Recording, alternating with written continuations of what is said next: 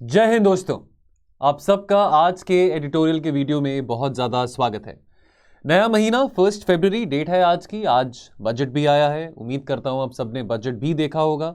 Budget का analysis भी करेंगे हमारे चैनल पे। हमारे जो इकोनॉमिक्स के फैकल्टी हैं अरविंद सर, वो बजट का एनालिसिस बहुत जल्द आपके सामने लेके आएंगे। जहां तक आज की बात है, आज 2 एडिटोरियल्स हम डिस्कस करेंगे। आई एम श्योर कल सारे के सारे न्यूज़पेपर्स बजट एनालिसिस से भरे होंगे। बजट रिलेटेड एडिटोरियल्स जो होंगे वो हम कल करेंगे, और अलॉन्ग विद दैट जो टेक्निकल एस्पेक्ट्स हैं बजट का, उसका डिटेल्ड एनालिसिस अरविंद सर करेंगे। आज हम 2 आर्टिकल्स डिस्कस करेंगे। एक तो हम बात करेंगे हमारे इकोनॉमिक सर्वे के बारे। देखिए, अब हमारे देश की अर्थव्यवस्था की स्थिति कैसी है, इकोनॉमिक सर्वे में फोरकास्ट किया जाता है। कल हमारे चीफ इकोनॉमिक एडवाइजर वी अनंत नागेश्वरन जी ने हमारा इकोनॉमिक सर्वे रिलीज करा। अब इसको लेके जाहिर सी बात है काफ़ी क्रिटिसिज्म भी होगा। काफ़ी सारी बातें इकोनॉमिक सर्वे में जो आई हैं बहुत ऑप्टिमिस्टिक हैं, लेकिन कॉलमनिस्ट डिफरेंट न्यूज़पेपर्स के अपने अपने व्यूज़ प्रकट करते हैं कि नहीं, इतना इंडिया को ऑप्टिमिस्टिक अभी नहीं होना चाहिए। तो व्यूज़ एनालाइज करेंगे हम। तो एक आर्टिकल जो इंडियन एक्सप्रेस में आया, रादर कई सारे आर्टिकल्स इंडियन एक्सप्रेस में आए थे, तो उनका एनालिसिस इस पर्टिकुलर टॉपिक के थ्रू हम कर रहे हैं, post pandemic and pre election in context of the economic survey. और एक आर्टिकल आईआर से संबंधित, आज 2 साल पूरे हो गए हैं म्यांमार में मिलिट्री कू हुए को। क्या फ्यूचर है म्यांमार का, हमारे पड़ोसी देश का। एक बात हम ना भूलें कि Myanmar lies at the junction of our neighbourhood first policy and our act east policy. तो ये आर्टिकल हिंदू में रहा है। बाकी क्वेश्चन ऑफ द डे जो होगा that will be towards the end of the video. आगे बढ़ने से पहले आपको हमारे संभव प्रीलिम्स लाइव क्रैश कोर्स के बारे थोड़ी सूचना देना चाहता हूं कि ये जो कोर्स है हमारा, ये 28 नवंबर को शुरू हो चुका था और ये 30 अप्रैल 2023 तक कोर्स चलेगा। लाइव क्लासेस यहां पे होती हैं। काफ़ी बच्चों की डिमांड थी कि हम प्री रिकॉर्डेड क्लासेस नहीं बट लाइव क्लासेस के माध्यम से ये क्रैश कोर्स अवेल करना चाहते हैं। तो लाइव क्लासेस यहां पे रहती हैं, जहां पे आपके स्टैटिक और करंट अफेयर्स दोनों कंसेप्ट्स को बहुत अच्छी तरह से आपके साथ रिवाइज कराया जाता है। पर्सनल 1-on-1 मेंटोरशिप रहती है और साथ के साथ यहाँ पे बहुत सारे क्वेश्चंस होते हैं आपकी प्रैक्टिस के लिए। मंडे टू सैटरडे रोज 2.5 से 3 घंटे की ये लाइव क्लास रहती है सब्जेक्ट वाइज। इसका प्राइस अभी हमने थोड़ा कम किया है, 7,999। जब इसको शुरू किया था तो इसका प्राइस 12,000 था, अभी 7,999 यानी कि 8,000 के आसपास इसका प्राइस है। यदि आप जुड़ना चाहते हैं तो आप हमारे टोल फ्री नंबर पर कॉल करके इस कोर्स के बारे और इन्फॉर्मेशन ले सकते हैं ना। Post pandemic pre election now in context of the economic survey, 2-3 और आर्टिकल्स हैं जिसमें मैंने जोड़े हैं इस पर्टिकुलर टॉपिक से डिस्कस करने के लिए। हर साल इकोनॉमिक सर्वे आता है, कोई नई बात तो नहीं है, ठीक है। डॉक्यूमेंट है, मिनिस्ट्री ऑफ फाइनेंस के द्वारा रिलीज किया जाता है। चीफ इकोनॉमिक एडवाइजर इस डॉक्यूमेंट को हमारे सामने रखते हैं। बहुत ऑप्टिमिज्म यहाँ पे रिफ्लेक्ट किया जा रहा है इकोनॉमिक सर्वे में। एक बात जो हमारे सामने आई है दैट विश्व भर में अभी माहौल ठीक नहीं है। इन्फ्लेशन की बहुत अभी प्रॉब्लम है। बहुत सारे देश अभी महामारी से बाहर निकल रहे हैं। रिसेशन आ रहा है बहुत सारे कंट्रीज में, लेकिन ये कहा गया है दैट हमारी situation comparatively to the west is much better. अब क्या इस कंपैरिजन में हम इस बात पे क्या कॉन्फिडेंस ले सकते हैं? क्या सिर्फ इस ऑप्टिमिज्म में हम अपनी इकोनॉमिक ग्रोथ की सर्टेनिटी देख सकते हैं आने वाले 1 साल में? कॉलमनिस्ट यानी कि आर्टिकल में कॉलमनिस्ट इस बात पे सवाल उठा रहे हैं। देखिए, रिसेशन का इंपैक्ट तो भारत में भी आ रहा है। देखिए, अभी आपने न्यूज़ में पढ़ा होगा बहुत सारे मास ले ऑफ्स हो रहे हैं। खास करके बिग टेक कंपनीज में से बहुत सारे लोगों को फायर किया जा रहा है। कहीं ना कहीं उसका इंपैक्ट भारत पे भी आएगा। अब वो रशिया यूक्रेन की लड़ाई हो या चाहे वो पैंडेमिक हो, एकदम से ना इकोनॉमिक सिचुएशन पे इंपैक्ट नहीं आता, लेकिन बाद में जाके 10 महीने के बाद जाके 12 महीने के बाद जाके वो इंपैक्ट आता है। तो अभी IMF के डायरेक्टर ने भी कहा था दैट 1/3 दुनिया, 1/3 of the global economy in 2023 will be under severe recession. और ये रिसेशन, अब बहुत सारे कॉलमनिस्ट ये भी कहते हैं कि जो रिसेशन होगा भारत में ये 2024 तक रहने वाला है, ठीक है। लेकिन सर्वे कह रहा है दैट देखिए, पिछली बार की तरह भी, चलो पिछली बार 2008 में ग्लोबल फाइनेंशियल क्राइसिस हुआ था, तभी भी भारत की इकोनॉमी में कंसिडरेबल ग्रोथ था, लाइक अराउंड अबाउट 7.5% ग्रोथ तब भी हमने देखा था। इकोनॉमिक सर्वे ये कह रहा है दैट डिस्पाइट द फैक्ट कि अभी ग्लोबल जो वातावरण है, जो ग्लोबल सिनेरियो है, वो इतना अच्छा नहीं है, लेकिन फिर भी हम 6.5 to 7% के बीच में जरूर ग्रो करेंगे। लेकिन IMF क्या कह रहा है? अब आपको ये बात पता हो, ये बात प्रीलिम्स में पूछी जाती है, प्लीज नोट करें। IMF यानी कि international monetary fund report release करता है, वर्ल्ड इकोनॉमिक आउटलुक। ये रिपोर्ट जो है ना, साल में 2 बार रिलीज करी जाती है। अब ये वर्ल्ड इकोनॉमिक आउटलुक रिपोर्ट में आईएमएफ का ये कहना है कि भारत की जो इकोनॉमिक ग्रोथ है, जो कि आज से 4 या 5 महीने पहले 6.5%, 6.8% कही जा रही थी, आईएमएफ कह रहा है कि आपकी जो इकोनॉमिक ग्रोथ होगी वो 6.1% के आसपास होगी। और भी रेटिंग एजेंसीज हैं, क्राइसिल की बात करें, उन्होंने ग्रोथ हमारी 6% पे प्रेडिक्ट करी है। तो अब डेफिनेटली अब हर किसी के मतभेद हो सकते हैं। इन एजेंसीज का कहना है कि हम 6%, लेस देन 6% पे ग्रो करेंगे। इकोनॉमिक सर्वे का कहना है that we will be growing anywhere close to 7%। Now अब ये नंबर गेम आ जाती है। इकोनॉमिक सर्वे में एक बात सामने और एक और बात हमारे सामने आई है, वो ये है कि पेंट अप डिमांड, कि देखिए पैंडेमिक के टाइम पे ना लोगों ने ज़्यादा शॉपिंग नहीं करा, लोगों ने ज़्यादा खर्चे नहीं करे। देखिए प्राइवेट कंजम्पशन जो है, जो कंज्यूमर जो है, जो कंज्यूमरिज्म जो है, वो भी बहुत इंपॉर्टेंट रोल प्ले करता है जीडीपी ग्रोथ को ड्राइव करने में। कुछ ऐसा हमने आज इस बजट में भी देखा। बजट को चलो हम फिर से एनालाइज करेंगे, कल आराम से एनालाइज करेंगे बजट में। वैसे इस साल के बजट में कैपिटल एक्सपेंडिचर बढ़ाने की भी बात करी गई है बाय 33%। सरकार कह रही है कि 10 लाख करोड़ हम कैपिटल एक्सपेंडिचर करना चाहते हैं, और साथ के साथ प्राइवेट कंजम्पशन को भी पुश देने की बात करी गई है in the form of tax rebate, shall we say. खैर, लेकिन इकोनॉमिक सर्वे का यह कहना है दैट देखो हम इस बात पे अभी उम्मीद लगा सकते हैं कि लोग बहुत कंज्यूम करेंगे आने वाले टाइम में। अभी बहुत सारी ऐसी डिमांड है जो कि पेंट अप थी, और वो डिमांड के कारण हमारी जीडीपी भी ड्राइव होगी। देखिए अब लोग जा रहे हैं, बाहर जा रहे हैं, घूमने जा रहे हैं। हम देख रहे हैं कि टूरिज्म का भी रिवाइवल हो रहा है, हॉस्पिटैलिटी सेक्टर का रिवाइवल हो रहा है, लोग शॉपिंग कर रहे हैं, लोग गाड़ियां खरीद रहे हैं। But again there is another picture, there is another scenario in India that बहुत सारे ऐसे लोग अभी भी हैं जिनके पास नौकरी नहीं है। तो दोनों पहलू आ जाते हैं। नाउ अब यहां पे ओवरली ऑप्टिमिस्टिक की बात करी गई है। अब इकोनॉमिक सर्वे तो ये कहता है दैट हमारी इकोनॉमी अभी pink, our economy is in the pink of the health, I mean our economy is totally hale and hearty, nothing to worry about, और एक ब्रॉड बेस्ड रिकवरी बहुत जल्द हमारे सामने देखने को मिलेगी। इकोनॉमिक सर्वे में चीफ इकोनॉमिक एडवाइजर ने बोला है दैट पैंडेमिक को हम पीछे छोड़ आए हैं, the pandemic is over for us, so no worries, हम पैंडेमिक की अब हमको चिंता करने की जरूरत नहीं है। लेकिन एक बात को हम यहां पे भूल जाते हैं। देखिए क्वांटिटेटिव टाइटनिंग की हम बात करें, मॉनेटरी पॉलिसी, अगर हम मॉनेटरी पॉलिसी टाइटनिंग की बात करें तो बहुत सारे ऐसे बैंक्स हैं, अमेरिका है, यूके है, यूरोपियन यूनियन की भी जो अगर हम मॉनेटरी पॉलिसी की बात करें वो थोड़ा एक्सपेंशनरी नहीं है, टाइट हो रही है। और साथ के साथ इंटरेस्ट रेट जो है, अमेरिका के फेडरल बैंक की बात हो या यूके की बैंक की बात हो या यूरोपियन यूनियन की बात करें, वो रेट हाइक कर रहे हैं। उसका इंपैक्ट केवल उन देशों तक नहीं होगा, उसका इंपैक्ट पूरी दुनिया में होगा। अब वहां पे रेट हाइक क्यों हो रहा है? बिकॉज वहां पे महंगाई बढ़ रही है, इन्फ्लेशन बढ़ रहा है। हमारे यहाँ पे भी महंगाई बढ़ी है, इन्फ्लेशन बढ़ा है। आरबीआई का कहना है दैट हमें लगता है कि आने वाले 1 साल में जो इन्फ्लेशन रेंज होगा वो हमारे कंफर्ट जोन के बाहर होगा, तो आरबीआई भी रेट हाइक करेगा। तो जब रेट हाइक होगा तो क्रेडिट ऑफ टेक बहुत मुश्किल से होगा। तो इसका इंपैक्ट इकोनॉमिक सर्वे कैप्चर नहीं कर पा रहा, ऐसा कॉलमनिस्ट कह रहे हैं। ठीक है, हाँ, इकोनॉमिक सर्वे ने एक और बात यहाँ पे रिस्क जो है, बहुत बड़ा रिस्क है, वो हाईलाइट जरूर करा है, इस बात को स्वीकारा है कि हमारा जो करंट अकाउंट डेफिसिट है वो बढ़ता जा रहा है, वो वाइडन होता जा रहा है, और हम इंपोर्ट बहुत कर रहे हैं, इन्फ्लेशन भी इंपोर्ट कर रहे हैं, वोलेटिलिटी है कमोडिटीज में, जो चीजें हम इंपोर्ट करते हैं वो महंगी हमको मिल रही हैं, और हमारे यहां से एक्सपोर्ट कम हो रहा है।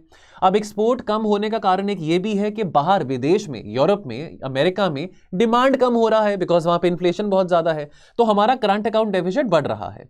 हालांकि हमारा करंट अकाउंट डेफिसिट उतनी बुरी स्थिति में नहीं है जैसे 2013-14 में था, लेकिन फिर भी एक चिंता का विषय जरूर है। तो अब कॉलमनिस्ट कह रहे हैं कि हमको फिस्कल स्पेस और यहां पे ज्यादा बढ़ाना पड़ेगा।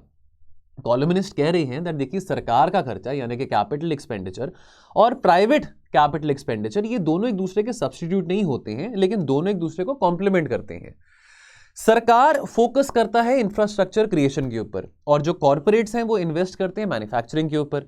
तो ये दोनों चीजें साथ के साथ चलनी है। प्राइवेट सेक्टर का ये कहना है कि सरकार पहले 4 पैसे खर्च करे, उसके बाद जाके हमको कॉन्फिडेंस मिलेगा और 2 पैसे तभी हम खर्च करेंगे, लेकिन नहीं, ये दोनों काम साथ के साथ होने हैं। इस साल के बजट में, अभी जो बजट आज सुबह अनाउंस करा गया है, वहां पे निर्मला सीतारमण जी ने कैटेगोरिकली कहा है दैट 33% ज्यादा कैपिटल एक्सपेंडिचर इस साल किया जाएगा। 10 लाख करोड़ का आंकड़ा हमारे सामने रखा है। तो अब देखते हैं कि सरकार कितना इस बात पे खड़ी उतरती है, और ये ऑब्वियसली स्पेस बनाना पड़ेगा, फिस्कल स्पेस बनाना पड़ेगा, ताकि प्राइवेट सेक्टर भी कॉन्फिडेंटली आगे आके इन्वेस्ट कर सके। I am sure the private sector must be celebrating that the government has shown the intention to increase the capital expenditure. Nevertheless there is another concern जो कि हमको मद्देनजर रखना है। सरकार को वेस्टफुल एक्सपेंडिचर जो है ना वो सबसे ज्यादा कम करना है, घटाना है। यानी कि अगर सरकार थोड़ा सब्सिडीज को रीओरिएंट कर सके, फर्टिलाइजर सब्सिडीज हो, फूड सब्सिडीज हो, एटसेट्रा। अब इकोनॉमिक सर्वे कहता है कि वो मौका आ चुका है भारत के पास। बहुत सालों से हम चाइना +1 की बात कर रहे हैं, दैट देखो बहुत सारा विदेशी धन चाइना में आ चुका है, बहुत इन्वेस्टमेंट चाइना में हो चुकी है। अब जरूरत है, खास करके पैंडेमिक के बाद इस बात को लेकर ज्यादा यहां पे गौर करा गया था, दैट अब it's very important that all these investments which were happening in China they should start happening in India. How to make India as a manufacturing hub, how to attract more capital to India, how to have more industry in India. Why is Western capital more dependent on China? Why not on India? अब economic survey कहता है that thanks to the structural reforms जो कि 2014 से 2022 के बीच में हुए हैं, and thanks to the Gati Shakti Yojana, thanks to the production linked performance linked incentive schemes, अब हम वो देख सकते हैं कि विदेशी धन यहां पे जरूर आएगा और शायद हम अगला चाइना जरूर बन सकते हैं। ऐसा इकोनॉमिक सर्वे कह रहा है दैट इंडस्ट्री यहां पे बहुत आएगी, यहां पे मैन्युफैक्चरिंग फैसिलिटीज बहुत बनेंगी और सप्लाई चेन फैसिलिटीज भी इंडिया में बहुत स्ट्रेंथन होंगी। लेकिन अगेन अब यहां पे कॉलमनिस्ट कह रहे हैं हमको ईज ऑफ डूइंग बिजनेस की बात आ जाती है, बिजनेस को कैसे फैसिलिटेटिव कर सकते हैं। अब यहां पे कॉलमनिस्ट का कहना है कि हम कैसे लीगल बॉटलनेक्स को सिंप्लीफाई कर सकते हैं। आज देखिए बजट में निर्मला सीतारमण जी ने कहा था कि कितने ऐसे हजारों कानून हैं जो कि रिपील कर दिए गए हैं, जो कि बहुत ड्रकोनियन थे, जिसके चलते इन्वेस्टर कॉन्फिडेंस को बूस्ट मिलेगा। अब देखते हैं कि क्या ये जो कदम उठाए गए हैं, क्या ये जो आज कदम बजट में उठाए गए हैं, क्या ये एक्चुअल में लॉन्ग टर्म ग्रोथ इंश्योर कर पाएंगे, क्या इन्वेस्टर सेंटिमेंट को फैसिलिटेट कर पाएंगे। देन हम क्लाइमेट चेंज की बात करें, ग्रीन एनर्जी की बात करें, तो 7 ऐसे फोकस एरियाज, सप्तऋषि 7 ऐसे फोकस एरियाज आज हमारे फाइनेंस मिनिस्टर ने अपने बजट में अनाउंस करे थे, जिसको हम 7 फोकल एरियाज को सप्तऋषि भी कहते हैं। और उसमें से एक फोकल एरिया जो है वो ग्रीन एनर्जी को लेके है, ग्रीन ग्रोथ को लेके है। अब जहां पे क्लाइमेट चेंज की बात आती है, इकोनॉमिक सर्वे कह रहा है कि हमारे सरकार ने ऐसे बहुत एम्बिशियस पॉलिसीज इंट्रोड्यूस करी हैं जो कि ग्रीन ट्रांजिशन को और फैसिलिटेटिव बना सकता है। पॉलिसी एजेंडा बहुत स्ट्रेंथन करा है, जिसके चलते हम रिन्यूएबल एनर्जी में और इन्वेस्टमेंट्स अट्रैक्ट कर सकते हैं। लेकिन अगेन कॉलमनिस्ट कह रहे हैं कि अगर हमको अपने नेट जीरो गोल्स को मीट करना है, let me also tell you, we need trillions and trillions of dollars of investment to meet our net zero goals towards 2070. For that, we need to have the right kind of atmosphere. For that, we need to have the right kind of environment. And for that, we need to encourage more private sector participation. Now, before I leave you, मैं आपको थोड़ा सा factual बातें भी बताना चाहता हूं कि इकोनॉमिक सर्वे होता क्या है। तो इकोनॉमिक सर्वे एक डिटेल्ड रिपोर्ट प्रोवाइड करता है of our country, of a national economy for the year along with the forecast. इसमें सारे के सारे ट्रेंड्स आते हैं। कल शाम को अरविंद सर ने इकोनॉमिक सर्वे को डिस्कस भी किया था और डिटेल में आगे जाके भी अरविंद सर इकोनॉमिक सर्वे को जरूर डिस्कस करेंगे। अब इकोनॉमिक सर्वे में एग्रीकल्चर भी आ जाता है, एग्रीकल्चर पैटर्न कैसा है, एग्रीकल्चर ग्रोथ कैसा है, एग्रीकल्चर क्रेडिट कैसा है, रोजगार की स्थिति कैसी है, इंफ्रास्ट्रक्चर क्रिएशन कैसा हो रहा है। आपको ये बात पता हो कि इसको प्रिपेयर कौन करता है? इसको प्रिपेयर किया जाता है by the economic division of the DEA, department of economic affairs. और ये जो सर्वे है ना, ये सर्वे में जो भी सुझाव दिए जाते हैं, जो भी सोल्यूशंस दिए जाते हैं, ये किसी भी किस्म से बाइंडिंग नहीं है सरकार के ऊपर। आमतौर पे सर्वे जो है बजट से एक दिन पहले रिलीज किया जाता है। अब एक बात ये जाने से पहले आपको मैं बताना चाहता हूं, जो कि सर्वे में हमारे चीफ इकोनॉमिक एडवाइजर ने कही है, वो ये कहा है कि 2023 भी कुछ वैसा ही है जैसे 2003 था। देखिए 1998 से लेके 1999 से लेके 2004 तक अटल बिहारी वाजपेयी जी की सरकार थी। अक्सर कहा जाता है कि 2004 से लेके 2012 के बीच में जो यूपीए का टाइम था, जो यूपीए का एरा था, डॉक्टर मनमोहन सिंह जी की जो सरकार थी, उस पर्टिकुलर 8-9 सालों में जो हमने 8%, 9% ग्रोथ देखी, उसकी जो बुनियाद थी, उसका जो फाउंडेशन था, वो अटल बिहारी वाजपेयी जी की सरकार ने ले डाउन करा था 1998 से 2002 के बीच में। इमीडिएट शॉर्ट टर्म गेन्स हमको नहीं हुए थे 1998 से लेके 2002 के बीच में। जो भी रिफॉर्म्स उस वक्त बीजेपी की सरकार ने ले डाउन करे थे, बिकॉज देखिए 1998 में हमने पोखरान 2 भी किया था, उसके चलते अमेरिका ने हमारे पर सैंक्शंस भी लगाए थे। टेक बूम का भी यहाँ पे हमने थोड़ा देखा कि एक डाउनफॉल आया था, है ना। उसके बाद हमने देखा कि 2 सक्सेसिव ड्रॉट्स भी आए थे, कोलैप्स ऑफ टेक बूम हुआ। हालांकि टेलीकॉम रेवोल्यूशन भी उसी टाइम पे शुरू हुई थी 1998 से 2002 के बीच में। लेकिन उस सब का जो मुनाफा था, उस सब का जो बेनिफिट था, उस सब का जो प्रॉफिट था उन इकोनॉमिक पॉलिसीज का, वो 2003 के बाद हमने देखा।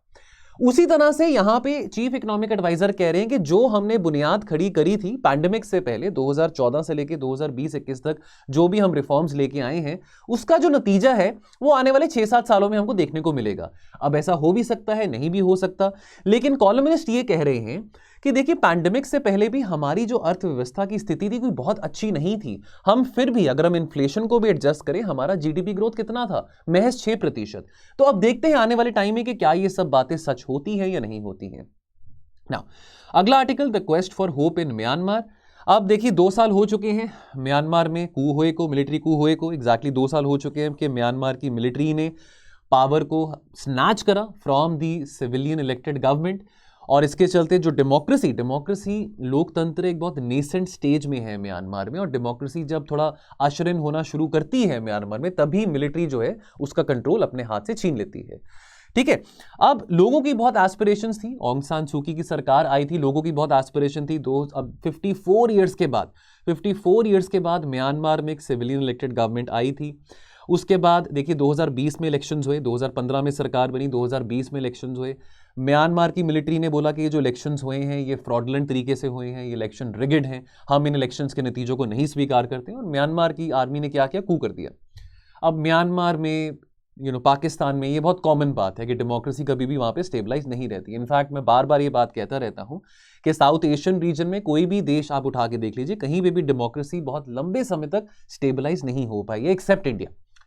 अब 3 तरह के जुट है म्यांमार में। एक तो मिलिट्री का जुट आ जाता है जिसमें सबसे ज्यादा पावर है, जिसके पास सबसे ज्यादा कंट्रोल है। फिर ऑपोजिशन में कौन है, ऑपोजिशन में आपकी नेशनल यूनिटी गवर्नमेंट आ जाती है। नेशनल यूनिटी गवर्नमेंट के साथ बहुत सारे सिविल सोसाइटी एक्टिविस्ट भी हैं, सिविल सोसाइटी ऑर्गेनाइजेशंस हैं।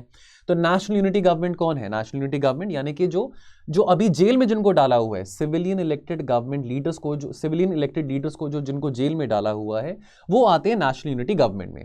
और फिर एथनिक ग्रुप्स आ जाते हैं। अब एथनिक ग्रुप्स भी बटे हुए हैं कि या तो वो प्रो डेमोक्रेसी हैं, या वो प्रो मिलिट्री हैं, या वो न्यूट्रल हैं। ठीक है, सिविल सोसाइटी ग्रुप्स के भी अपने मिलिशियाज हैं, है ना, ये भी देखने को आ रहा है। सिविल सोसाइटी ग्रुप्स हैं, वो भी हथियार लेके सड़कों पे म्यांमार के आर्मी के लोगों को मार रहे हैं, म्यांमार की पुलिस को मार रहे हैं। इस तरह का हम हंगामा देख रहे हैं, बहुत डीप डिवाइड देखने को आ रहा है म्यांमार में। ऑन्ग सान सू की, ठीक है, जिन्होंने एक बहुत डिसाइसिव विक्ट्री नवंबर 2020 के इलेक्शन में स्कोर करी थी, अब वो 77 के हैं और उनको 33 साल की सजा सुनाई दी गई है म्यांमार के जेल में। अब मिलिट्री और जो नेशनल यूनिटी गवर्नमेंट है एक दूसरे को वो क्या लेबल कर रहे हैं, क्या इकरार कर रहे हैं कि भाई आप आतंकवादी हैं। अब देखिए बिना बातचीत के, बिना डायलॉग के, बिना इस मंशा के, जब तक आपके अंदर वो मंशा नहीं है बातचीत करने की, डायलॉग करने की, तब तक किसी किस्म का समझौता नहीं हो सकता, कोई रिकंसिलिएशन नहीं हो सकता। इंटरनेशनल कम्युनिटी से क्या कोई मदद देखने को मिल रही है? देखिए बहुत सारे जो लोग हैं म्यांमार के, वो इस बात पे उम्मीद अभी भी लगाई बैठे हैं कि उनको इंटरनेशनल कम्युनिटी से बहुत सपोर्ट मिलेगा। लेकिन अनफॉर्चुनेटली जो इंटरनेशनल कम्युनिटी है वो भी यहाँ पे बहुत डिवाइडेड है as far as the situation in Myanmar is concern. Of course the occasional sanctions लगा दो, ये कर दो, वो कर दो, यही तौर तरीका है यूएस के पास, यूके के पास, उसके अलावा और तो कोई तौर तरीका नहीं है। यूएस यही कहता है कि भाई म्यांमार की मिलिट्री एंटी डेमोक्रेसी है, हम डेमोक्रेसी को सपोर्ट करते हैं और उनके ऊपर सैंक्शंस लगा दो, ये कर दो, वो कर दो। और अमेरिका और जो बाकी वेस्टर्न कंट्रीज हैं वो जो सिविल सोसाइटी ग्रुप्स हैं, जो प्रो सिविल सोसाइटी मिलिशियाज हैं, उनको सपोर्ट कर रहे हैं, उनको हथियार दे रहे हैं, लेकिन कुछ कंक्रीट एक्शन नहीं आ रहा। अब यूएन के रिस्पांस की यहां पे बात करें तो देखिए अभी दिसंबर 21, 2022 को यूएनएससी ने रेजोल्यूशन 2669 अडॉप्ट किया था और वहां पे काफी डीप कंसर्न एक्सप्रेस करा था about the situation which has been unfolding in Myanmar.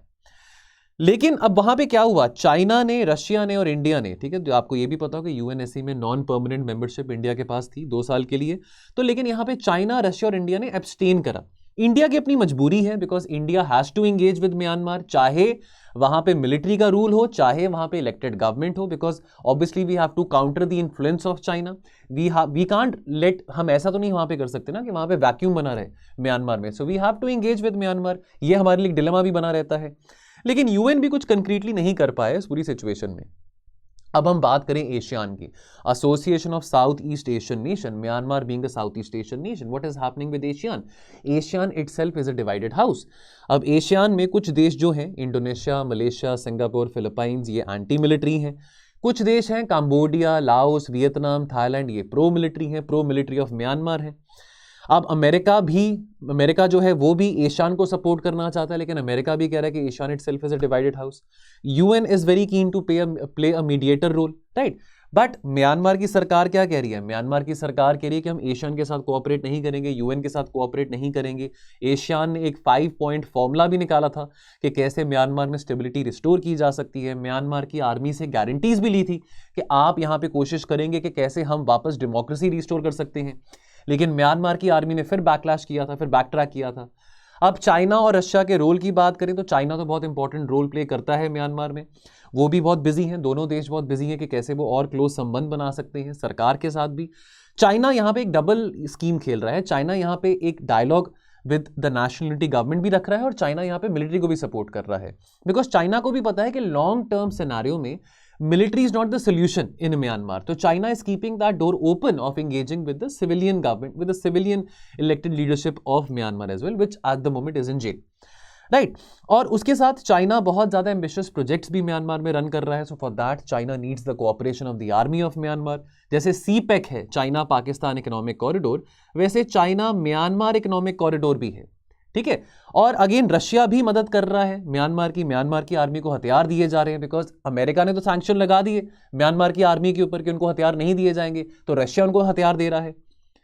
अब हमारे लिए डिलेमा क्या है? हमारे लिए डिलेमा ये है, हम तो ये चाहते हैं, हमारे तो लॉन्ग टर्म इंटरेस्ट में है, चाहे पाकिस्तान हो, चाहे अफगानिस्तान हो, चाहे म्यांमार हो, कि वहां पे डेमोक्रेसी हो, ये तो हम चाहते हैं। तो हम एक स्टेबल और प्रॉस्परस म्यांमार चाहते हैं जहां पे डेमोक्रेसी फ्लरिश करे, लेकिन प्रैक्टिकलिटी यहां पे आ जाती है, रियल पॉलिटिक्स यहां पे आ जाता है, प्रैग्मेटिज्म यहां पे आ जाती है। हमने तो डील तो करना है ना, बेशक म्यांमार की मिलिट्री डेमोक्रेटिक नहीं है, लेकिन हमको बातचीत तो करनी ना म्यांमार के साथ। हमने वहां पे अब Kaladan multi modal transit project है, कितने सालों से ये प्रोजेक्ट अटका पड़ा है, कब से इसको एग्जीक्यूट करा जा रहा है, और 2023 में इसका टारगेट है कि 2023 में ये कंप्लीट हो जाएगा। अब म्यांमार के साथ हमारी कनेक्टिविटी बढ़ती है तो उससे नॉर्थ ईस्ट की कनेक्टिविटी भी बेहतर होती है मेनलैंड इंडिया के साथ।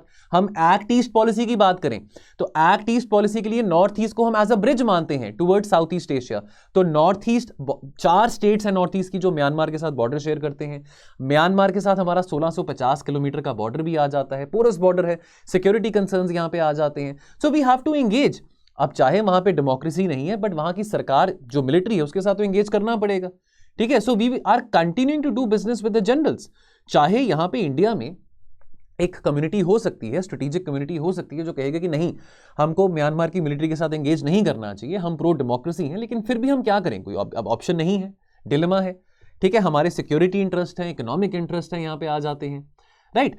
तो अब यहां पे कंक्लूजन की बात यहां पे जो आती है वो ये है, देखिए सबसे बड़ा सवाल हमारे सामने ये है कि देखिए कि जो म्यांमार की मिलिट्री है क्या वो इलेक्शंस अगस्त में कंडक्ट कर पाएगी, और चलो वो तो छोड़ो कि वो क्या वो फ्री और फेयर इलेक्शंस होंगे, क्या इलेक्शंस कंडक्ट हो पाएंगे, और क्या उन इलेक्शंस में जो अभी नेशनल यूनिटी गवर्नमेंट है, जो लीडर्स हैं जिनको जेल में डाला गया है, जो ऑपोजिशन है, क्या वो इस इलेक्शन में पार्टिसिपेट करेंगे। और अगर ये इलेक्शन रद्द कर दिए जाते हैं इनडेफिनेटली तो म्यांमार कहां पे होगा? म्यांमार तो वहीं पे आ जाएगा जहां पे वो पहले था, 2015 से पहले था। तो म्यांमार का जो भविष्य है बहुत अंधकार में है। यहां पे हम मैप देख लेते हैं, ये मैप है, आप देख सकते हैं इंडिया म्यांमार बॉर्डर लगभग 1643 किलोमीटर का भारत और म्यांमार का बॉर्डर है। म्यांमार की राजधानी का नाम क्या है? नेपिडो। और यहां पे आप देख सकते हैं अरुणाचल जो राज्य है भारत में, सबसे ज्यादा जो बॉर्डर है वो म्यांमार के साथ अरुणाचल शेयर करता है 520 किलोमीटर का। नागालैंड शेयर करता है 215 किलोमीटर का बॉर्डर, मणिपुर लगभग 400 किलोमीटर का, और मिजोरम 510 किलोमीटर का। तो सबसे ज्यादा जो लंबा बॉर्डर म्यांमार के साथ अरुणाचल का है, दूसरे नंबर पे मिजोरम आता है। ये चारों स्टेट्स का आपके बारे में पता हो कि ये चारों स्टेट्स म्यांमार के साथ बॉर्डर शेयर करते हैं। Now question of the day, the road to peace and stability in Naypyidaw, Naypyidaw क्या है? म्यांमार की राजधानी, पासेस थ्रू न्यू दिल्ली। क्या विचार है आपके? कमेंट करें 150 वर्ड्स में। आप चाहें तो हमारे टेलीग्राम ग्रुप में आंसर पोस्ट कर सकते हैं, editorials with means answer writing. यदि आप इस ग्रुप का हिस्सा बनना चाहते हैं तो आप अभी वीडियो देख रहे हैं, डिस्क्रिप्शन बॉक्स में आपको ये लिंक दिखाई देगा, क्लिक करेंगे, आपको हमारे टेलीग्राम चैनल के टुवर्ड्स रीडायरेक्ट किया जाएगा, और वहां पे आप इस चैनल में जुड़ सकते हैं। बेस्ट आंसर और मॉडल आंसर दोनों शाम को 6 बजे यहां पे पिन करे जाते हैं। चलिए, तो आज की चर्चा में इतना रहेगा। कल क्या करेंगे? कल of course budget related editorials ही आने वाले न्यूज़पेपर में, तो कल बजट रिलेटेड एडिटोरियल्स का एनालिसिस करेंगे। टेक्निकल एस्पेक्ट जो बजट की है वो अरविंद सर डिस्कस करेंगे। चलिए, मैं आपसे इजाजत लेता हूं, मिलते हैं हम कल। आप अपना ध्यान रखें और पढ़ते रहें। Thank you so much. जय हिंद।